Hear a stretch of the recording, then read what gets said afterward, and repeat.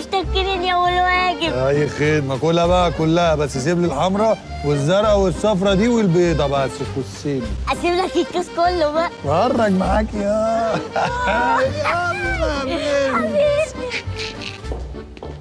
مستر مأمون، في واحدة بره اسمها كوكي عايزة تقابل حضرتك ضروري. مين دي اللي جايه من غير ميعاد؟ مش عايزة.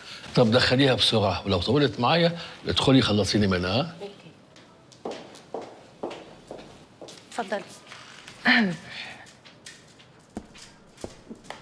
كارلا، عامه في نفسك كده ليه؟ معلش يا بابا، عشان بس انا جايه قدام الموظفين بتوعك دول وهم ملزقين جدا، ما بيصدقوا يشوفوني يقعدوا يتلزقوا لي. حاجه غريبه جدا، اول مره اشوف بنت تستعر من نجاح ابوها. يا بابا مش كده الموضوع، مش وقته. انا بصراحه كنت عايزاك في موضوع تاني خالص. ايه هو؟ انا اخيرا وافقت ان انا اقدم برنامج ذا جاد فاذر. ربنا يهديك يا حبيبتي، اهو كده. بس انا بصراحه عندي شرط واحد. ايه هو؟ انا مش عايزه الناس تعرف ان انا ليا علاقه بيك خالص، يعني ولا كاني بنتك ولا كانك تعرفني، وعايزه اسمي ينزل على التتر باسم كارلا بس. ايوه، هو شيء صعب بالنسبه لي.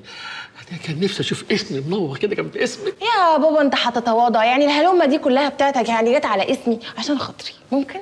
اوكي، انا موافق يا كارلا. بجد ربنا يخليك ليا يا بابا.